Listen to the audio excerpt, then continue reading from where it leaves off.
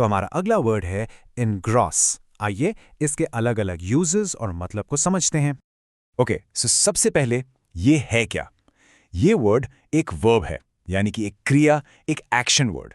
इसका मतलब होता है किसी का पूरा ध्यान या इंटरेस्ट अपनी तरफ खींच लेना।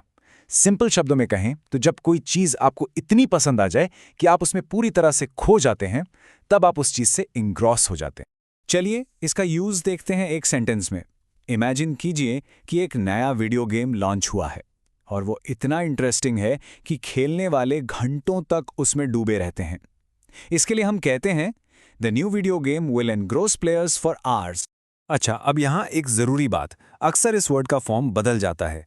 इंग्रॉस बन जाता है इंग्रॉस्ड जब हम किसी इंसान के बारे में बात कर रहे हैं जो किसी काम में पूरी तरह से डूबा हुआ है। जैसे इस सेंटेंस में she was so engrossed in her book she didn't here the doorbell. इसका मतलब है वो अपनी किताब पढ़ने में इतनी खो गई थी कि उसे दरवाजे की घंटी तक सुनाई नहीं दी। बिल्कुल इसी तरह इसका एक और रूप है engrossing। ये एक एडजेक्टिव की तरह यूज होता है, यानी किसी चीज की क्वालिटी बताने के लिए। जब कोई चीज बहुत कैप्टिवेटिंग या दिलचस्प हो तो वो engrossing होती है।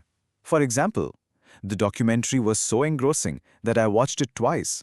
यानी डॉक्यूमेंट्री इतनी ज्यादा दिलचस्प थी कि मैंने उसे 2 बार देखा। आइए अब देखते हैं कि engrossing वर्ड का यूज एक कोट में कैसे किया गया है, एक गहरी बात कहने के लिए। A truly engrossing story doesn't just entertain, it makes you feel and think। इसका मतलब है कि एक सच में दिलचस्प कहानी सिर्फ आपका मनोरंजन नहीं करती, बल्कि वो आपको महसूस करने और सोचने पर भी मजबूर कर देती है। और आखिर में आइए इसके कुछ सिनोनिम्स और एंटोनिम्स देखते हैं। सिनोनिम्स यानी समानार्थी शब्द जिनका मीनिंग इनग्रॉस जैसा ही होता है। ये हैं अब्जॉर्ब, कैप्टिवेट, इमर्स और फैसिनेट।